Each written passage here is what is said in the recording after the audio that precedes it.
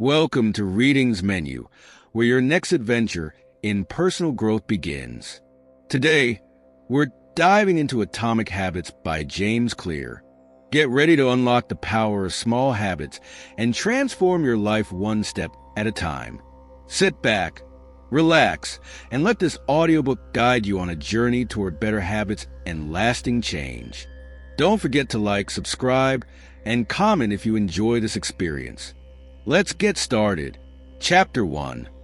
The Surprising Power of Atomic Habits. Imagine this. You're in a plane flying from Los Angeles to New York. If the pilot adjusts the heading of the plane by just a few degrees south, you'll end up in Washington, D.C. instead of New York. That's the power of small changes. Tiny decisions that seem insignificant in the moment, but have a massive impact over time. This chapter introduces the idea that tiny, incremental habits, when compounded, can transform your life. It's not about making radical changes overnight, but about improving just 1% every day. Think of your habits as seeds. They may seem small now, but with time, they grow into towering trees. The key takeaway is this: focus on building systems rather than obsessing over goals. Your habits shape your trajectory, and your identity evolves as a result. Chapter 2. How your habits shape your identity, and vice versa. Picture this. You want to quit smoking. You can approach this two ways. One way is to say, I'm trying to quit smoking. The other is to say, I'm not a smoker. Do you see the difference? One is focus on the action. The other transforms your identity. James Clear teaches us that true behavior change starts with identity. If you want to become a runner, don't focus on running a marathon. Instead, start saying to yourself, I am a runner. With every run you take, you reinforce that identity. Small wins build up until they define who you are. So, ask yourself, who do you want to become? Align your habits with that identity. Chapter 3. How to build better habits in 4 simple steps. Here's a story. Imagine a mouse in a maze. There's a piece of cheese at the end, and the mouse keeps running toward it. Over time, the mouse learns the path instinctively. Why? Because of a loop: cue, craving, response, and reward. This habit loop is the foundation of all behaviors. A cue triggers your brain. A craving motivates you. A response is the action you take, and a reward satisfies you and reinforces the behavior. Understanding this loop is like having the blueprint to your habits. If you want to change a habit, start by tweaking one part of the loop. For example, if you want to start exercising, make the cue obvious, like placing your gym clothes next to your bed. Chapter 4. The Man Who Didn't Look Right. Let me tell you about a nurse who saved a man's life just by trusting her instincts. She noticed something subtle. The man didn't look right. Her experience had trained her to recognize patterns, even when she couldn't articulate them. This chapter explains how our environment shapes our habits. Just as the nurse's environment trained her instincts, your surroundings influence your behaviors. If your kitchen counter is cluttered with junk food, you'll likely eat unhealthy snacks. But if you fill your fridge with fresh fruits and veggies, your choices will change effortlessly. Redesign your environment to make good habits easier and bad habits harder. Chapter 5. The Best Way to Start a New Habit. Imagine this. Every morning after brushing your teeth, you do 10 push-ups. Over time, it becomes automatic. Why? Because you stacked a new habit onto an existing one. This is called habit stacking.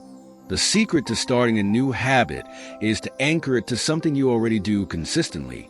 Combine this with implementation intentions, deciding in advance when and where you'll perform the habit, and you have a recipe for success. For instance, say, after I pour my morning coffee, I will meditate for 1 minute. Simple, right? That's the magic. Chapter 6. Motivation is overrated. Environment often matters more. Picture this. You're in a cafeteria. The healthier foods are placed at eye level, while junk food is hidden away. Without even realizing it, you grab an apple instead of chips. Why? Because your environment guided your choice. James Clear argues that motivation alone is unreliable. Instead, design your environment to nudge you toward good habits. If you want to read more, keep a book on your pillow. If you want to stop watching TV, hide the remote in a drawer. The lesson?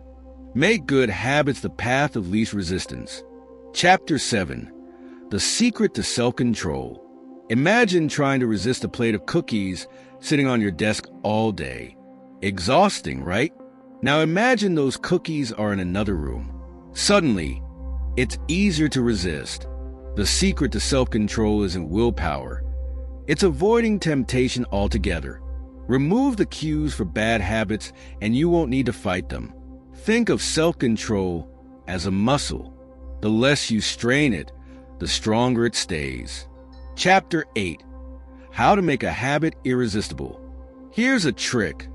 Pair something you need to do with something you want to do. For example, only watch your favorite TV show while exercising on a treadmill. This technique, called temptation bundling, makes habits more attractive. When you associate positive emotions with a habit, it becomes something you look forward to. The key? Make your habits fun and rewarding. Chapter 9. The role of family and friends in shaping your habits. Imagine you join a gym where everyone is friendly and encouraging. You're more likely to stick with your workouts, right? We are deeply influenced by the people around us. If your friends prioritize fitness, you're likely to adopt similar habits.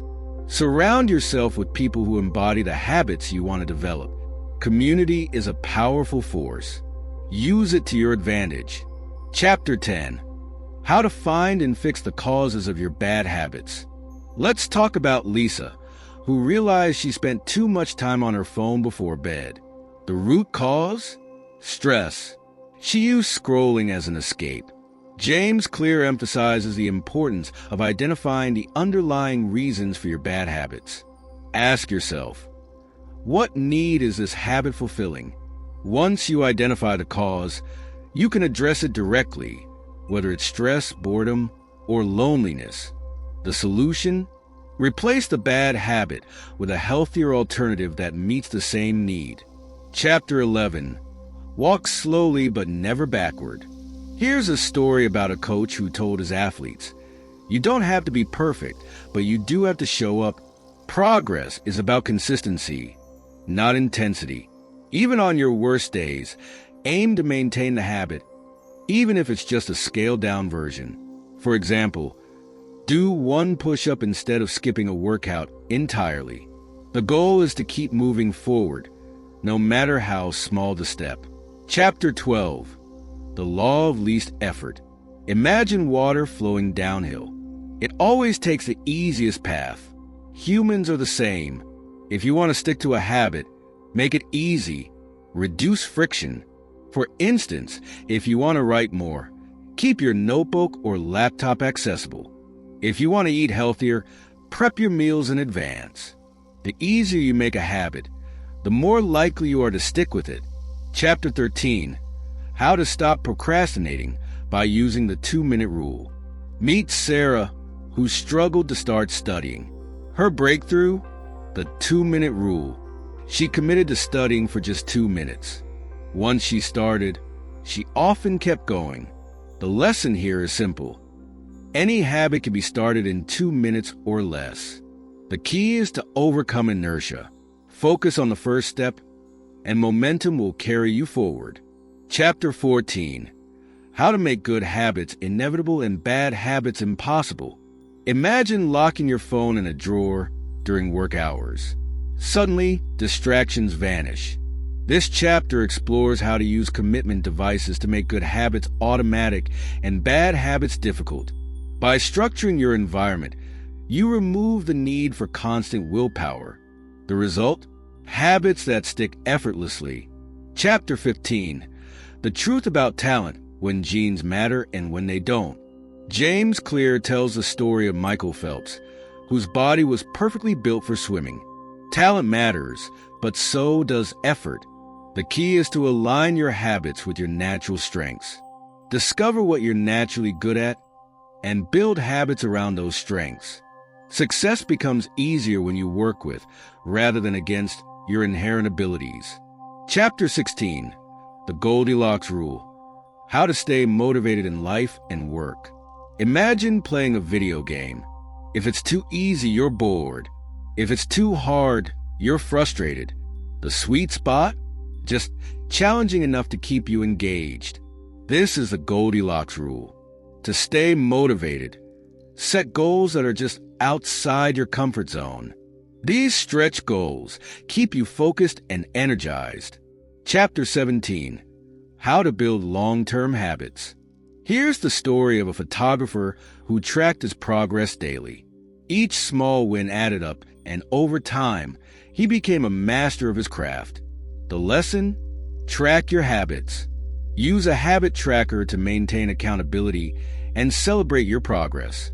Small wins fuel long-term success. Chapter 18, The Secret to Results That Last. Imagine planting a bamboo seed. For years, nothing seems to happen.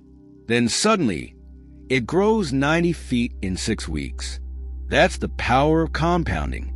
James Clear concludes by emphasizing the importance of patience. Habits may take time to show results, but if you stay consistent, the rewards will be exponential.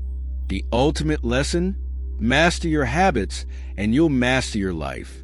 Thank you for joining us on this journey of self-improvement with Atomic Habits by James Clear. We hope you found inspiration and valuable insights. If you enjoyed this audiobook, please give us a thumbs up and don't forget to subscribe for more life-changing books. Until next time, keep building those habits and happy listening